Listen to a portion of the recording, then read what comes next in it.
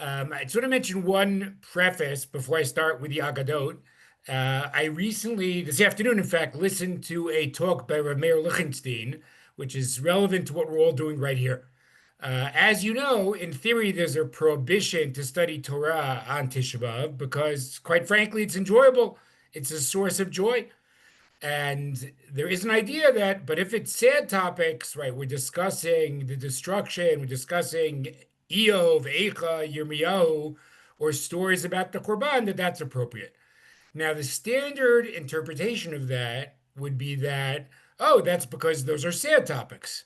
So this has bothered me a little bit for years because I love teaching the Agadot HaChurban. I am not sad when I teach it. I am enjoying it thoroughly. But Rav Meir made a different suggestion today in that the leniency for these topics might not be because they're less joyous. It's just because they're appropriate for the day. They're relevant. Meaning, how does one experience Tisha B'Av? One talks about Churban HaBayit. One tells Talmudic stories that are relevant to the day.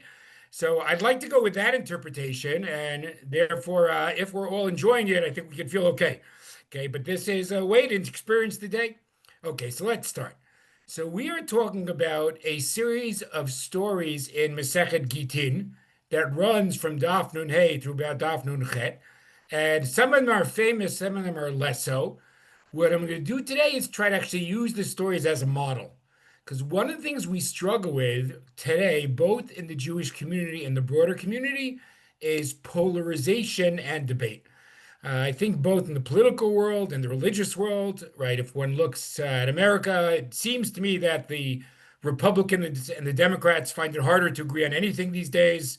In Israel, you get the same with the right and the left, or the pro-Bibi and the anti-Bibi. And quite frankly, in the religious community, we get that also. We seem to be bad at debating, at giving the other side a chance. And clearly, that was a theme in the Second Temple period. You get that both from Gemara and from Josephus, quite frankly.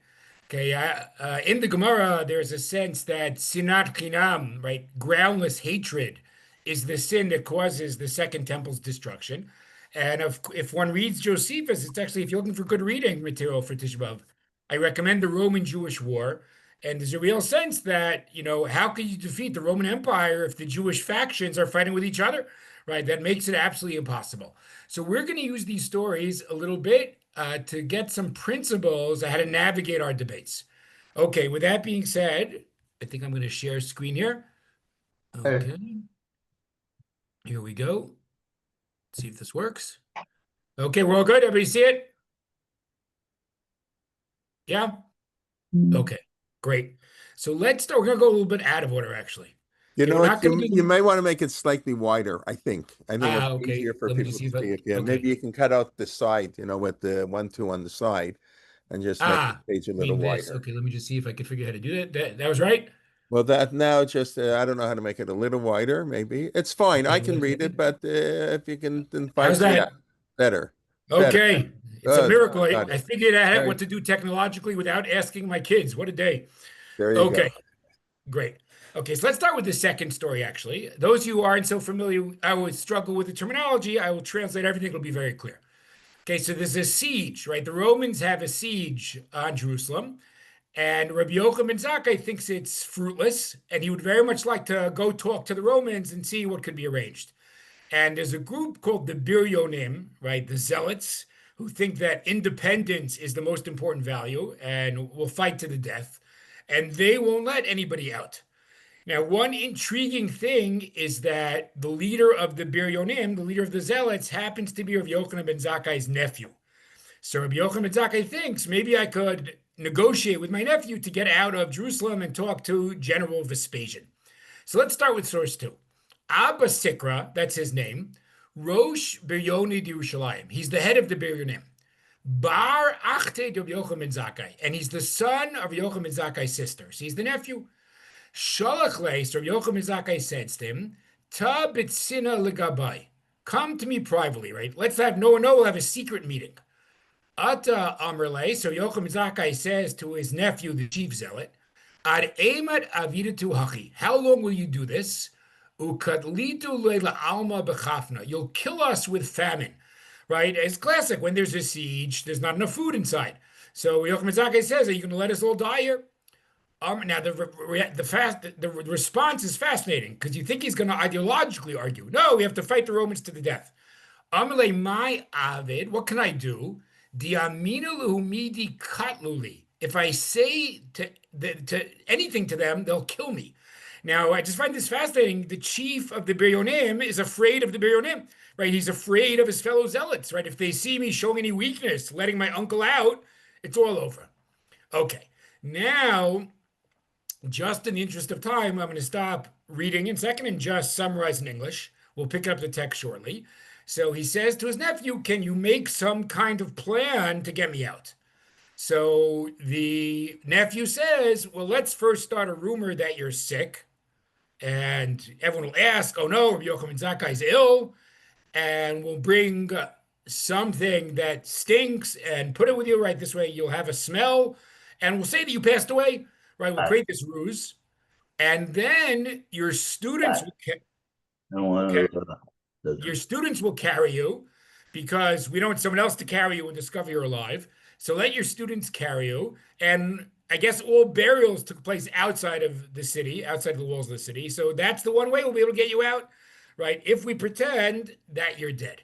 Okay, so indeed, they try that strategy. I'm going to point to where we are. We're now going to skip to 3 lines from the end.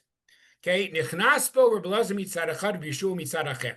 So 2 of his prize students, Rabbi Elazar and Rabbi Yeshua, are holding his beer. Kimatu lepitcha. Now things get very fascinating. They get to the entranceway. They want to leave Jerusalem. And the Biryonim are there, right? The zealots are guarding the gate. Bo lemidkare. They want to stab him. Meaning they're not stupid. They want to check it out. Let's see if this guy's really dead. Let's just run our sword through the casket. Amar lahu.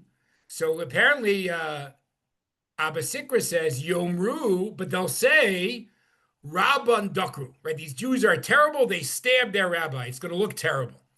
Okay, see, convinces them not to stab him. Bo lemidchafe, but they're not done yet. So let's push this casket around a little bit, right? To push. Let's push it and see what happens. Amar lahu, he says again, no, you can't do that. Yomru Rabban Dakbo. They'll say these Jews, they push their rabbi. Patchule Bava, they open the gate, Nafak get out. So this strategy works. Now we'll come back to the meeting with Vespasian in a second. It's really quite fascinating. But I'd like to focus on the interesting ambiguity. I very much like it both in Tanakh and in Gemara when there's a pronoun that in theory could be more than one individual. So I think it creates an interesting ambiguity sometimes. Let's go back to this. Yomru, they will say, Rabbanan Dikru, they stab their rabbi. Or Yomru, they will say, Rabbanan Dachvo, they push their rabbi. So I'll throw this to the crowd. You can put it in the answer in the chat if you want. Who is they? Right? Who is they who are going to talk about the Jews in this derogatory fashion? They stab their rabbi, they push their rabbi. What would you say? I think there's 2 possibilities that probably are coming to mind to many of you. Who is the they? Let me just see if there's a chat comment here. Here we go. We got some comments. And, okay. Let's see here. So I'm just navigating the chat. Okay. What am I struggling to navigate? Oh, here we go. Oh, I see some. Okay. Okay. So very good. Okay, excellent. So I'm going to say there's 2 basic possibilities. Rashi says it's the Romans, right? The Biryonim are afraid, our enemy, the Romans, they're looking to criticize us. They'll jump on the opportunity. Say those Jews, they're savages. They stabbed their spiritual leader. Okay, that is certainly reasonable. That's Rashi. However, and as Rabbi Kelman said, I'm a lover of the Agadic, the non-legal portions of the Talmud. And one thing to be aware of is that the list of commentaries who matter, who make a difference, shift. Meaning, let's say I'm learning a legal portion of Gemara. So Tosfot is very dominant, right? They're on the page of the Vilna Shas, and they have a tremendous amount to say. Okay, I'm not going to get into long discussion here, but realize that in Agadah, Tosfot usually doesn't speak. All of a sudden it shifts. Other people are the main voices. We'll encounter a few of them today. So one of them is the Ben Ish Chai, right? The famous Rav from Baghdad. He actually passed away in 1909, really not so long ago. So the Ben Ish Chai has a commentary on the Agadah called the Ben Yehoyada. Okay, the Ben Yoda. By the way, the Ben Yoda and the Ben Ish Chai are both names for Binayahu Ben Yehoyada. So he somehow, Rav Yosef Chaim somehow identified with Binayahu. Okay, so what does it say in the Ben Yehoyada? He asks a question on Rashi. What is his question on Rashi? Wait, how would the Romans know? Like, let's envision the scene. This is inside the wall. They haven't left yet. It is Sicarii or Zealot, right? Someone in the comments mentioned the phrase Sicarii, which is true. It's from Josephus. It means a knife. Notice the fellow's name is Abba Sikra, right? So the Sicarii are at the gate inside checking who leaves. But they'll know that. How will the Romans know that? So he thinks it's unlikely to be the Romans. Now, I'm not sure it's the hardest question in history to answer, but the Ben Ish Chai thinks it can't be the Romans. He suggests it's other Biryonim. And I'm just going to read his terminology because I think his terminology is really interesting. He says, what is the problem here? Pirud bilvavot b'biryonim atzmam. There'll be a split within the zealots themselves. And at that point, right, they'll fight internally, right? Oh, they'll be angry. One faction will fight with another faction, and who knows what will happen. So I'd like to combine 2 points here to get principle number one. Principle number one is be careful which forces you unleash. And here's what I mean. Sometimes you have a leader who's charismatic, who has a good cause, and speaks with, rhetorical fury. Now, this leader himself or herself might not really intend to do, gratuitous acts of violence. But, revolutionary fervor can't always be controlled. So you have someone setting things in motion, and students or disciples of his will ultimately, as it were, almost take over. Notice 2 aspects of that.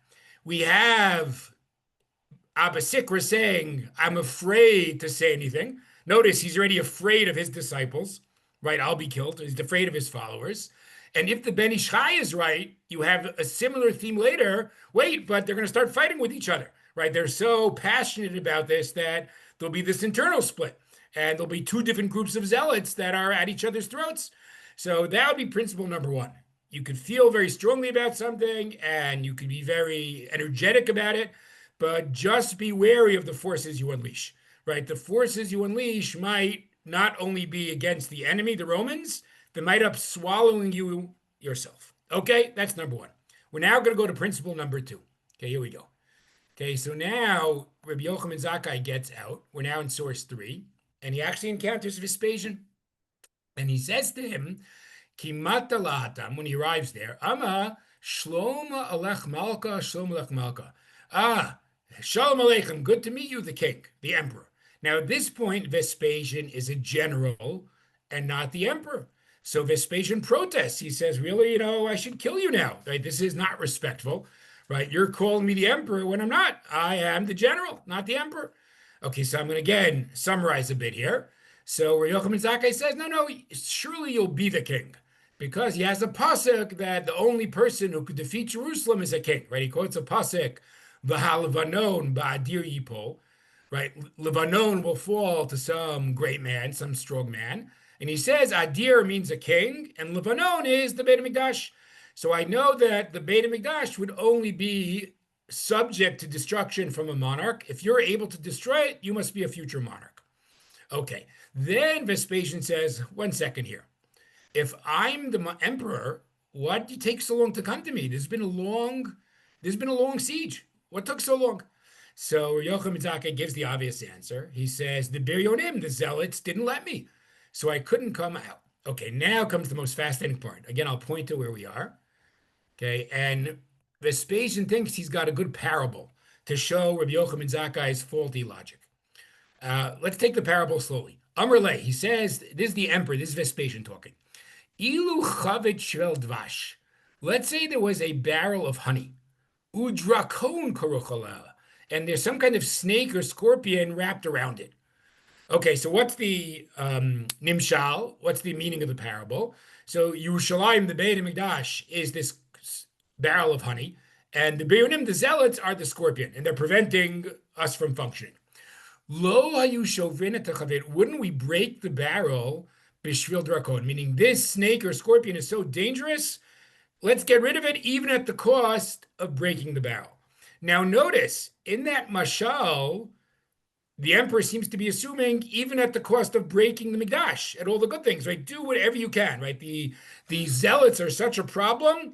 We would do anything to beat them, even breaking the barrel. And Rabbi Yochanan Zakkai, that should have been your approach. And then you'd be able indeed to reach me. Okay, ishtik. Now it's just so fascinating. Rabbi Yochanan Zakkai is quiet. He does not respond. Now I know we have a lot of bright people here in this chat. I imagine a lot of you are saying, wait, I've got an obvious answer. Like, why did Yochanan Zakkai not answer? There's an easy way to parry this mashal. So let's read a little bit. You're not the first people to think that. Kari aleh Rav Yosef, Vitam Rabbi Akiva. So either Rav Yosef or Rabbi Akiva applied a verse to Rabbi Yochanan Zakkai. What does it say in Sefer Yeshayahu? Meshiv chachamim achor v'datam yisakel.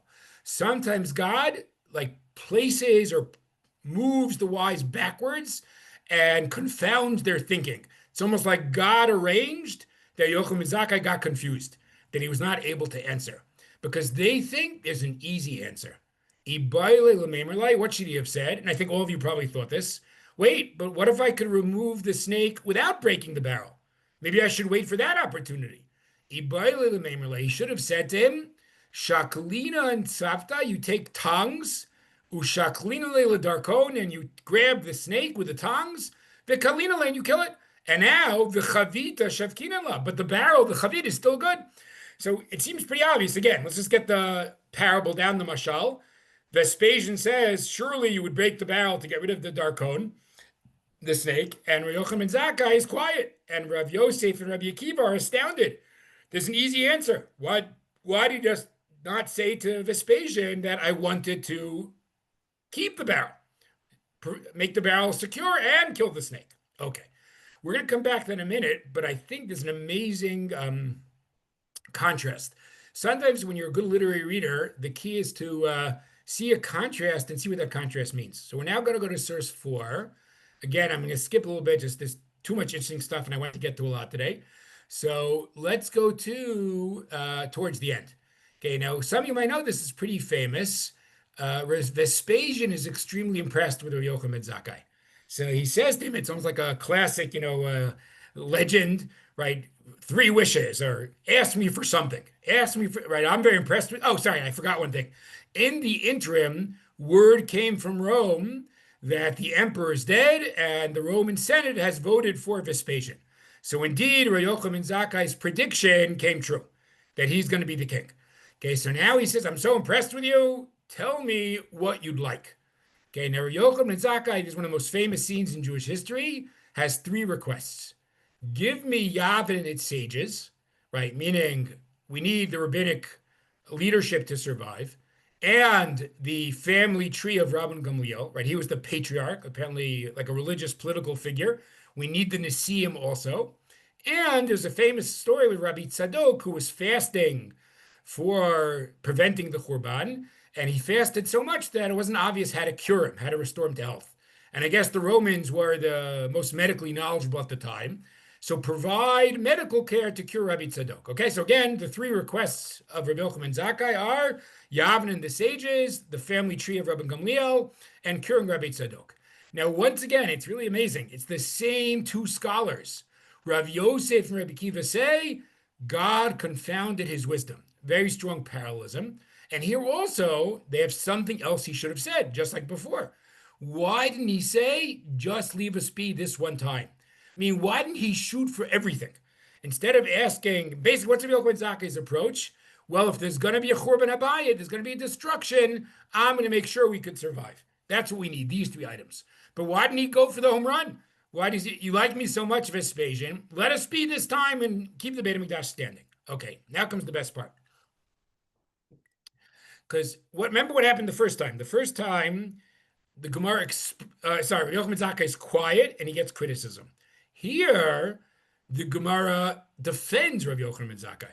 And I think all of you probably have thought of the obvious defense. What's the obvious defense? Well, when you ask for everything, sometimes you get nothing. And that's what the Gemara says. Who savar, he thought, Dilma kule hai lo avid. Vespasian is not going to do that. That's too much to ask for. And therefore, okay, there's a little bit extra here. That is a mistake. It should say Hatzala Purta Nami Lavi. You won't even have a smaller salvation. Okay, but notice something very interesting, literarily. Okay, we have twice Rav Yosef and Rabbi Kiva criticizing Rabbi Yochanan Zakkai. Okay, what is criticism one? Criticism one is, why didn't you answer the parable? Okay, what's criticism two?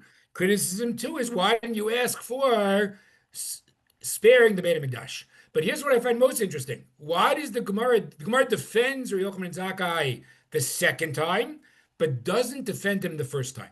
Now, one might say, because there is no defense, right? He really should have said the obvious answer to the parable, the obvious rejoinder.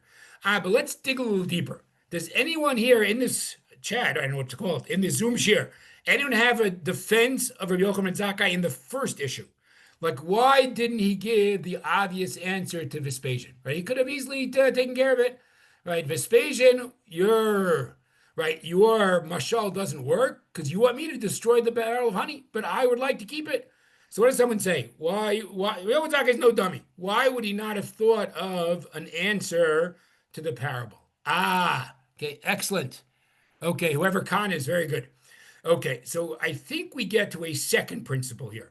And the principle here is that you have to decide to pick your battles. I mean, when to fight and when not to fight.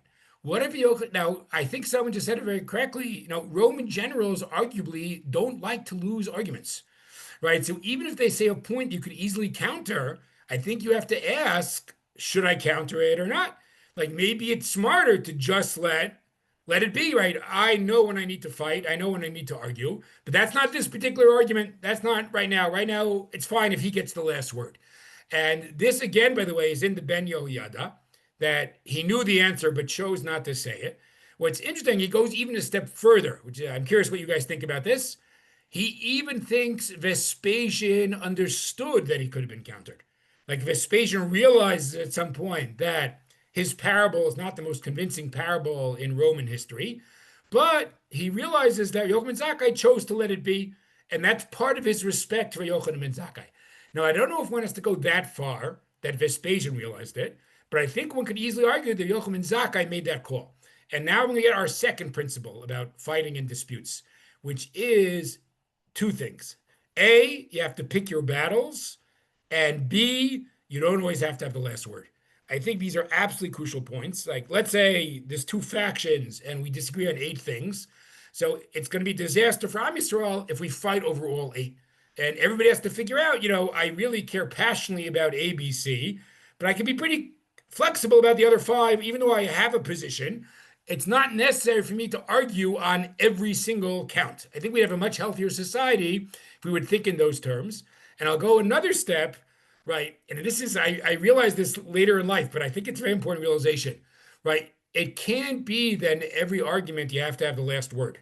Because just think about it. What logically follows? If I and the person I'm arguing with both insist on having the last word, then the argument never ends, right? Because we always have to have one more comeback. Like, at some point, you have to be able to say, I made my position clear. You know what? You could have the last word. It's really okay. Right, so I think here we get, again, a second principle. If our first principle, very well said, Lauren. If our first principle was, be careful what forces you unleash with the Biryonim, now the principle of knowing when to argue and knowing when to be silent. You don't always have to get your crucial point in. And I think, again, besides, I'm talking about groups in the Jewish people, clearly on an individual level, this is very important advice also. Right. I think in any interpersonal setting, the people who feel the need to fight every battle and utter every last argument, that's not a healthy thing. Okay, we're going to move on now to principle number 3. This might be the most powerful of all. Okay, so there's another Gemara. For most part, we're only going to focus on the Gemara in Gittin, but there is one Gemara that just leads in a very, very powerful direction, a Gemara in Brachot. And one classic scene in Talmudic literature, actually, forget it, in world literature, is, the patriarch on his deathbed. what is the last word of the patriarch on his deathbed, right? In Tanakh, of course, we get it with Yaakov, with Moshe, right, with David HaMelech, and you have Talmudic examples also. So here we have Rabbi Yochanan ben Zakkai, and he's sick, and his students come to visit him. And he is crying. And the students say, again, I'm going to summarize most of it. Why are you crying? So he says, if I would be, now he thinks he's about to die, and he says, if I'd be going before a human king, right? Now, a human king is not so powerful. He might die the next day. And even if he puts me in prison, it might not be forever. And maybe I could bribe him, right? Then I'd be afraid. I'd still be afraid with a human king. Now I'm going before the King of Kings, before God, and I can't bribe him, and he's eternal. So of course I should be afraid. But then he says a crucial line. Again, I'm going to highlight where we are. Rabbi Yochanan Zakkai says, Ela sheyesh lefanai shnei drachim. I've got two paths in front of me. Achat shel Gan Eden, v'achat shel Gehenom. Either I'm going to go to paradise or I'm going to go to hell. And I don't know which one it's going to be. That's why I'm crying. So again, Rabbi Yochanan ben Zakkai says to his students, I am crying because I'm afraid, I'm terrified, because I'm about to die, and I don't know if I'm destined for blessing or for perdition. Now, there's a lot of other interesting things here, but let's just stop there for a second. So many people might wonder, Rabbi Yochanan ben Zakkai, maybe he was humble, but he probably had some sense that he was a good guy, right? That he, gave money to tzedakah and studied Torah and was dedicated to the Jewish people. So is he really so humble that he really thinks he might be headed to Gehenna? Like, what is causing Yochanan ben Zakkai's great doubts about his stature? So Rav Soloveitchik, he's not the only one, but he just says it very beautifully. Some of you may know this. Rav Soloveitchik gave a bunch of lectures about his approach to the state of Israel and Zionism, which was then published in Yiddish, English, and Hebrew. But oddly enough, the titles are not translations of each other. Let me just grab my copy here. I'll just show everybody. This is what it looks like in English. So in English, it's called The Rav Speaks. In Hebrew, it's called Chamesh Drashot, right? The 5 discourses. Clearly, Chamesh Drashot and The Rav Speaks are not translations of each other. But if you have the English version, on page 5051, the Rav says something so powerful. Rav Soloveitchik says, and I think you're all probably realizing where we're going, that Rav Yochanan ben Zakkai had to make an incredibly difficult decision. And not only did he make an incredibly difficult decision, as often happens in life, there's no way to know in retrospect if it was the right call or not. I mean, how would he know? Again, what happened? Rabbi Akiva thinks he should have said, leave us be, just once, don't destroy the Mikdash. And Rabbi Yochanan ben Zakkai thought, but if I ask that, he'll say no. But there's no way of rewinding the tape of history and asking him to save the Mikdash. So Rabbi Yochanan ben Zakkai then goes through the next, 28 years of his life, wondering, did I make the right call or not? So I'm just going to read you a little Rav Soloveitchik. I think Rav Soloveitchik says it very beautifully. This is page 50. Sometimes one cannot even know whether a decision was correct. It is very easy for zealots and negativists to solve all problems. They see the entire world colored black and white. For us, however, many cases are difficult to decide. So I think that is very powerful, right? It's true, there's zealots in this world who always have the right answer. They always know, no, it's obvious what we should do. But most communal political decisions are pretty complex. Like, I'm not going to say they're always complex. Sometimes there is a right answer. But I think if we think about the decisions, I've always wondered, who wants to be the prime minister of the state of Israel? The kind of decisions you have to make, there's no, definitive right answer. Even now, again, I'm not getting to politics, but just to raise the point, how much should we proceed with the war in Gaza? Is there an easy way to, I think we should all admit, whether or not we think A or B, to have an easy answer to the question is not so simple. What was the right point to stop? Or is there a right point to stop? So says Rav Soloveitchik, Yochanan ben Zakkai went through life with that conundrum. And then he says, even more so, think about how hard it was. The decision, he had to render his decision instantaneously. The decision was intuitive. Who at the time could foresee how Vespasian would react to a plea to spare Jerusalem? This difficult question, perhaps the most difficult question in Jewish history, Rav Yochanan had to decide by himself without consultation with colleagues in a fleeting moment. So powerful. Right here, think about it. Rabbi Zakai doesn't know he's going to be asked this, and now he gets asked this. He has to make a decision on the spot without any consult, without a chance to think it over, without any guarantee or real way of knowing what Vespasian is going to, how he's going to respond. He has to make intuitive, instantaneous decision. Of course, at that point, you'd wonder for a lifetime if you made the right call or not. And that's why on his deathbed, he still is so insecure about his stature. So I think Rav Soloveitchik has a very beautiful reading here. And I want to derive my third principle, which is I think when we have our arguments, every group should understand the complexity of these questions, right? If you think, again, I'm not saying you never have a black and white one, but if you think all your questions are black and white, something's off. It can't be, given the complexity of our situation, that you have an easy answer to all the questions. Okay, let me see what just happened in the chat. Let's see what we got here. After don't sweat the small stuff. Let's see what we got. Okay, so someone says he must have had some plan. Okay, that's true. So, okay, maybe we're overstating a little bit that it was instantaneous. But I still, even if he had some plan, I think that does not detract from the pressure of the moment and the difficulty in having a definitive answer. So again, I think one's correct. That's an interesting question, but again, it's speculative. Like, what was Rabbi Yochanan Zakkai hoping? Like, you're right, though. I think whoever made the point, I don't see a name here, he had to have some strategy or some hope of, I'll go in this direction. So I do admit, maybe we overstated the case, but I still think the basic point holds. Okay, before I get to a fourth principle, let me just stop for a second. Does anyone have any questions thus far? Again, we've had three principles thus far. I'll review them at the end. We are about to move perhaps to principle 4 and 5. I hope we have time to get to it all, but I'm going to try my best. Wait, Rabbi Kelman, am I the last year today? There's still two more. Two more. Okay, great. So I'm going to make sure to finish on time. Don't worry. Very good. That was an excellent point, whoever that is. Khan again. Khan, whoever you are, you're doing a great job. Like maybe even if he had a strategy, maybe it was hard to have a consultation. Because don't forget, this was all a secret plan. And when you have a secret plan, the fewer people that know about it, obviously, the more successful it is. That's an excellent point. So on the one hand, he probably did have some kind of thought. But at the other hand, he probably couldn't consult. And as someone else is writing here, also a very good point, right? It could be this is the first time he met a Vespasian. So even if he thought about it ahead of time, right, it's hard to know what kind of personality is Vespasian. So there, at some level, there's a snap of the moment judgment decision that Rabbi Yochanan Zakkai has to make. So those who made comments, thank you. Those are very helpful comments. Okay, we're now going to go to principle 4 and 5. Let us go up to the first source, which is the most famous of the stories. Okay, we have seen Rabbi Yochanan Zakkai's desperate attempts to get out. We've seen his encounter with Vespasian. We've seen his deathbed fears. Let us go to perhaps the most famous one. But I apologize to those who are still fasting. I'm just going to take a brief sip of water. I'll do it off camera. Okay, there we go. Okay, so now the most famous one, of course, is Kamsa and Bar Kamsa. So the Gemara says that Kamsa and Bar Kamsa caused the destruction of Jerusalem. Once again, I'm going to summarize, and we'll start reading inside a few lines down.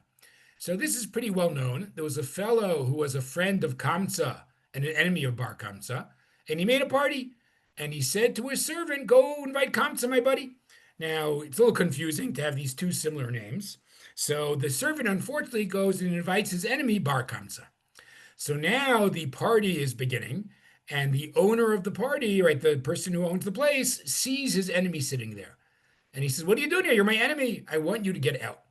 Now, it's very embarrassing to be publicly tossed out of a party. So he starts to make various offers to his enemy, the host. So first he says, let me be, and I'll pay for what I ate and drank. Again, this way you won't feel like you fed your enemy, right? I'll pay for it. I'll pay for my meal. So the host says nothing doing. Then he says the offers start to get better and better. I'll pay for half the party, right? I just don't want to be embarrassed. The host says nothing doing. Then he says, I'll pay for the entire party, right? This must be a financial windfall for the host. Amazing. Says the host, no way. He picks him up and tosses him out. Okay, now comes something very interesting. Bar Kamsa says Okay, again, I'll highlight where we are because this is the key line. It says, Hoel v'yatve rabbanan. Wait, the rabbis are sitting here. They're at this party. V'lo machube, and they didn't protest. Shma mina kanichlu. I see the rabbis are okay with this kind of behavior. They must like it even, right? Therefore, I'm going to slander the Jews to the king. So notice his anger is rooted not just in being embarrassed by the host, but that the rabbis were at the party and they remained silent. So here, I'll just do as a brief aside, there's a very interesting literary technique here that you get actually both in Chumash sometimes and in Gemara. And it's been called withholding information. Like sometimes there's information that could have been in the beginning of the story, but for whatever reason, the narration chooses to wait with it. So just to give you a biblical example, if you look at the Avram and Sarah and Avimelech story in Breshit Chaf, Avimelech is forced to return Sarah to Avram, and it's clear that Avram has to pray for him. But it doesn't tell us what sickness or physical condition has affected the house of Avimelech till the very last pasuk. The last pasuk of the chapter says, Atzar, Atzar Hashem et korechem b'veit Avimelech. That God had, stuffed up, sealed up the womb in Avimelech's household, and people could not use their bodily, openings for their needs, right? So that was, we only find it at the end. So I'm not going to answer why, but it's interesting to think about, if one likes Yoni Grossman's material, he discusses it in his book on Breshit, why we only find out that information at the end. Notice, didn't the same thing happen here? The story could have started by telling us this fellow made a party and invited all the rabbis, right? We could have known from the beginning that the rabbis were there, but we don't hear about it. Only after Bar Kamsa is thrown out does Bar Kamsa say, oh, the rabbis were there and were quiet. So there, if those of you, I hope I inspire some of you to read more Agadic material. So if you want to know who to read, so there is a scholar who lives in Englewood, who teaches at NYU, maybe someone on this group is from Englewood, named Jeffrey Rubenstein. Jeff Rubenstein writes great books about Agadah. I would highly recommend his books. One is called Talmudic Stories. One is called, what's it called? The Land of Truth, right? They're all excellent. So Jeff suggests in Talmudic Stories that the narrator here is trying to tell us that the rabbis are non-entities, right? They don't appear precisely because they don't play a role. They don't do anything. They don't take an active stance to protest against public shaming. So he claims that the narrator is trying to create a sense of absent rabbis, right? Therefore, we only find out about their presence later. Okay, that's Jeff's suggestion. Okay, now let's go on in the story. Okay, so he says, I'm going to slander the Jews to the emperor. Now, interestingly enough, by the way, the emperor is not so quick to agree. So I'm going to show you where I am now, 4 lines from the end. Azal Amar Leila Caesar. So he says to the Caesar, Murdu bach Yudai, the Jews are rebelling against you. Amar Le, the Caesar says, Mi Yemar, who says? So apparently this Caesar is not like jumping to attack the Jews, right? The Caesar's not so sure. How do you know? Amar Le, so says Bar Kamsa, Shadar Luhur Kurbana, send a sacrifice. Chazit Ima Karvinale, see if they sacrifice it. Now it's interesting, some might wonder, wait, it's from a non-Jewish emperor. Well, actually, halakhically, a non-Jew can bring a korban in the Beit HaMikdash. Not every kind of offering, but some. Right? It may be that a non-Jew could bring a korban olah, but not a korban shlamim. So in theory, this is a doable endeavor. Okay, the Caesar will send a korban and will bring his korban and will keep the peace. But now, unfortunately, Bar Kamsa had a more sinister plan. So now we're 2 lines from the bottom, and it says, Shada be'muma, beniv sfatayim. He had made a blemish in the lips. V'amrile bedukin sheba'ayin, or it was in the eye. And we don't offer a blemished animal as a korban. So Bar Kamsa sets us up for failure. He has the Caesar send an animal, but he makes a nick in the lips or in the eyes. But it's even more sinister. Let's keep reading. Duchta, these are places.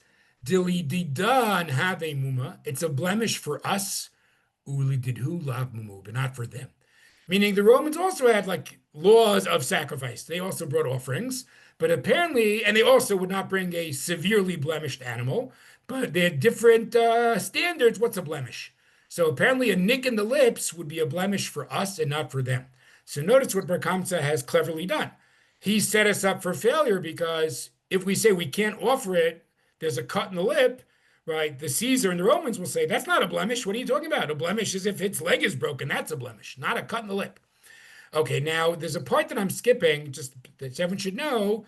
They want to do an emergency measure. Maybe we should bring the carbon anyway, because it's, pikuach nefesh, lives are at stake. And a man named Reb Zachariah ben Avkulas is afraid of such a ruling. And the Gemara faults his humility for not making the ruling. Okay, but we're leaving out Reb Zachariah ben Avkulas on the side. Just everyone should know, because that's an important thing. But let's ask a different question. Wait, let's ask, and I think, again, we discussed one technique, withholding information. Let's discuss another technique. The details of a story have symbolic significance. Like, not every detail in a story has symbolic significance, because sometimes you need details or there's no story, but sometimes they do. So what do you think about this? Let's throw this to the crowd also. What about the placement of the blemishes? The lips or the eye? Would it be the same story? Let's say he placed a blemish in the ankle and the kneecap. Would it be the same story? Or is there some kind of deeper symbolism about the location of the blemishes? What would you say? Again, the blemishes are the lips and the eyes, not in the ankle or the kneecap. What might be the meaning of blemishes in the lips and the eyes? Okay, let's see what we got here. Okay, excellent. Steven Zaitchik. That's Jerry's brother, I think. Excellent. Okay, so, oh, your cousin. Okay, sorry about that. Okay, so send regards to your cousin, please. Okay, so in any case, I think Steven's onto something. Okay, beautiful. Okay, Rabbi Kelman, we got to get Lauren Blatt. She's a star student. She should come every time. Okay, Lauren Blatt, where do you live? Toronto. Okay, terrific. Okay, so in any case, wouldn't you say that that is the interpersonal problem in the story? And I'll even go a step further. Even though the term sinat chinam, groundless hatred, does not appear in our story, I think we could agree that it's very tempting to throw it in, right? If the Gemara wants to claim in another place, in Yoma, that groundless hatred is the source of the second temple's destruction, surely this story smells of groundless hatred. And if I ask you, where does that manifest itself, groundless hatred or interpersonal problems, I think one might argue that the two outstanding organs, as it were, are the eyes and the lips, right? It has to, certainly lips, right? How do we talk about other people? When are we silent, right? And the eyes, right? So he uses, okay, sorry, I should mention who he is, right? So I mentioned before that the Ben Ish Chai wrote a commentary on the Agadic sections. The most famous commentary on Agadic sections in Jewish history is by the Marsha, Shlomo Adels, or Shmuel Adels, and it's in the back of a Vilna Shas. So those who are intrigued by Agadic sections and are looking for a commentary, right, Ben Yoyada is a good way to go in a separate farm, separate volumes, and the Marsha in the back of Vilna Shas. So the Marsha is exactly what Stephen suggested. And he says, what do you have in the story? You have Lashon Hara and you have Tzorat Ayin, a narrowness of vision.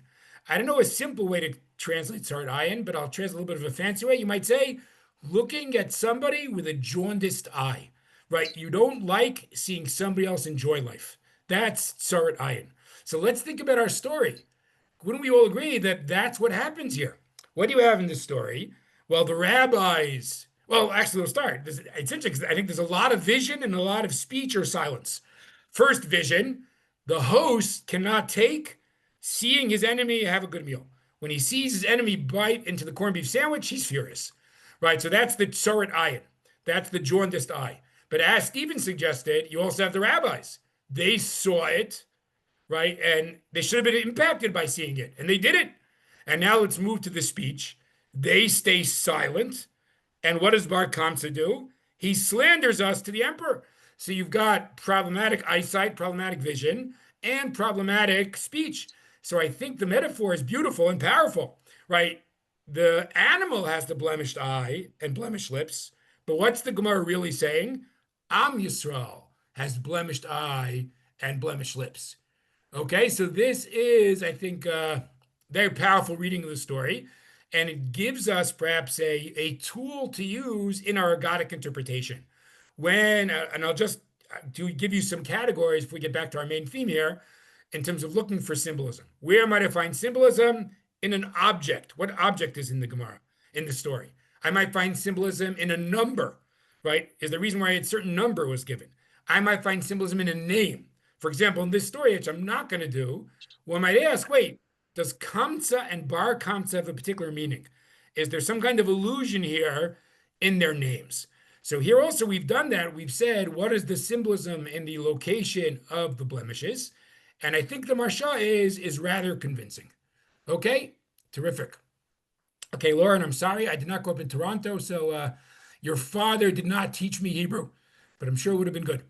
Okay, so now let's go to a fourth principle. I'm not sure I have time for five. I'll go to... You have just made Israel a scapegoat by saying that they are the wounded in the eye and the lip. That makes... Okay, but am I so different than Chazal, who are saying that? No, it provides a depth to your chidush. Okay. I'm sorry, Dr. Hepner. It's nice to see you again. I think we haven't met in a year, but I am sorry. I misunderstood the resonance of the word scapegoat. I thought you were using it like we're unfairly being blamed. You didn't mean that. No, it was lishfach, and I'm not in the business of Ganai. Okay. Okay, great. Okay, very good. Okay, those of you who don't know, Gershon Hepner writes articles on Tanakh in his spare time. Okay, it's not his profession, I believe, but it's his not his vocation, but his avocation. And poetry. And poetry. Okay, there you go. Okay, so okay, actually interesting, Jack. I like your point. Just can you spell it out a little bit? Jack is suggesting there's like a resonance of a Greek tragedy here. Okay, so Jack, while I'm talking, actually, I'll give you a chance to write. I'm curious how you would formulate that a little bit more precisely. Okay, so I'm going to go to point number 4. Okay, point number 4 is as follows. I think one of the problems we have in our debates is that we often we attribute the worst motivation to the other side, right? Instead of saying that, they might be wrong, but they're generally trying to accomplish something of value. Okay, we'll say, no, they have sinister motivation.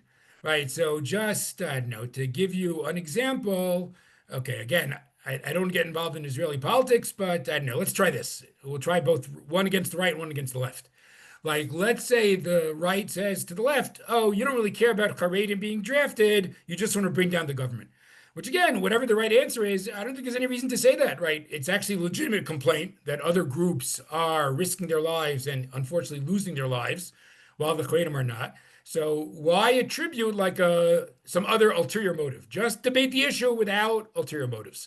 Conversely, you might have the left wing saying to the right, oh, really? No, Netanyahu should have never gone to war here, gone to war for a week, and the war is only to, continue his government. But again, certainly in the beginning of the war, that was pretty lousy claim, like there was reason and things to accomplish. And he accomplished a tremendous amount, whether it's vis-a-vis Iran or Hezbollah or Syria, etc.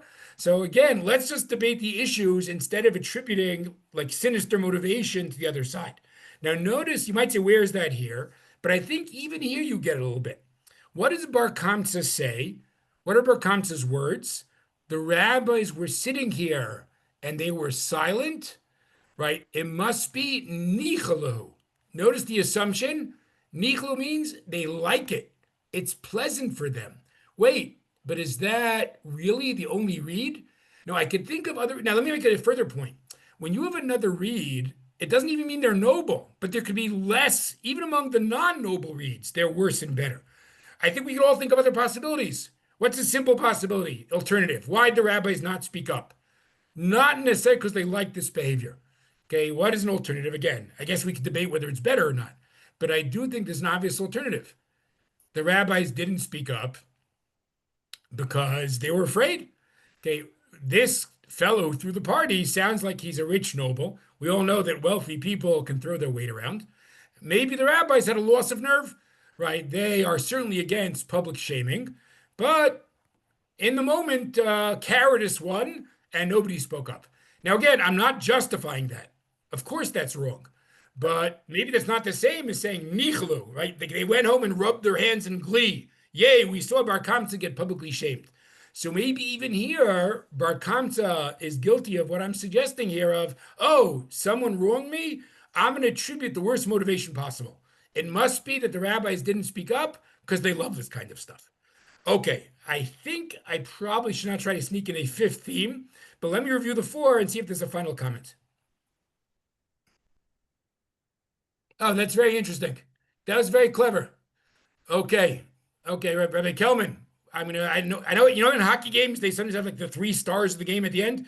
So we probably shouldn't do that in Shiurim, but I am going to appoint Leah Blatt and Khan and Jack Wasserman. Okay, the three stars of the game. Okay, so it's a very interesting point that was just made that Bar Kamsa was probably wealthy also, because he's willing to pay for the whole party. So that is interesting. I'm not sure it totally ruins my point, but it is a sharp point, very sharp point. Okay, let's just review. So I started by saying that we have these Gemarot as leading to Churban Habayit, to the destruction, and the sense that Sinat Chinam, how different groups relate to each other, is the cause of destruction. And again, we're arguing that's true both metaphysically and even practically, right? Metaphysically, God is angry. And practically, you can't fight the Romans if you're fighting each other, right? That certainly is going to get in the way. How do we overcome that in contemporary Am Yisrael? So we have seen four principles in the Gemara. Number one, be careful what forces you unleash. Always be careful what rhetoric you use. Notice what happens to Abba Sikra. He's not in charge anymore. He's afraid of his followers. And he's afraid of the Bionim are afraid of fighting with each other, right? He's released a force that he can't control. Then we said, but Yochum Zakkai doesn't answer Vespasian, even though he had an answer. And perhaps even Vespasian understood he had an answer. Again, the Ben Ish Chai. And the point is, you don't have to argue everything to the nth degree. Choose your battles. Know when to be silent. You don't have to get the last word. All that will make a much healthier culture of disagreement. Thirdly, Yochanan Zakkai, at the end of his life, is not even sure if he's going to heaven or hell. How could that be? Says Rav Soloveitchik, because he never knew whether he made the right decision or not. I want to infer from that how we should all be aware of the complexity of our communal decisions. Again, I am not claiming there are no no-brainers. There's some no-brainers. But anyone who thinks there's an obvious answer to all the questions, I think by definition, they're off. We are dealing with such complex issues. It can't be that you think there's an obvious answer to every question. Again, I'm not saying give up your position, but appreciate that the other side is not stupid. They're not immoral, right? They're trying their best. Okay, that was number three. Finally, number four, we looked at the Kamsa Bar Kamsa story. We saw two interesting techniques as an aside, the technique of withholding information, the technique of symbolic details. And I want to argue it's about not attributing the worst motivation to your opponent. Like Bar Kamsa might say, oh, the rabbis were scared, they had a weak moment, right? He doesn't have to say that they actually enjoy the public shaming. Okay, there's much more to do here, but in the interest of letting other people speak, I think I'm going to wrap it up. Does anybody have a closing comment or question on what we've discussed tonight? Anybody with a comment or question? Okay, I will say. I have a question. Yeah, please. In a paper of mine that's been rejected by publishers, I've suggested that Kamsa and Bar Kamsa are like the grasshoppers in the spies. They regard themselves as too low an opinion of themselves. And hearing your wonderful Dvar Torah, I wonder whether Yochanan ben Zakkai also regarded himself as a grasshopper when he considered the possibility that he might go to Gehenna.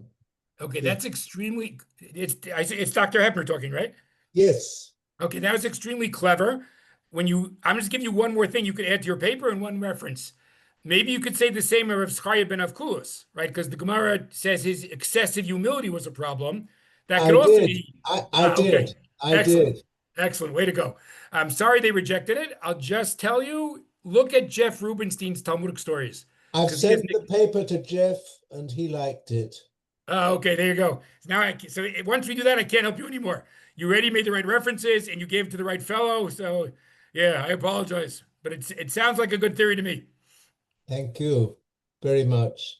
Okay, Rabbi Kelman, this was really a joy, and your people make great comments, and everyone should have a meaningful rest of the fast. Thank you, and you should get a good night's sleep. I don't know if it's already past that possibility, but Okay. anyways, okay. All right, thank you. Okay, be well.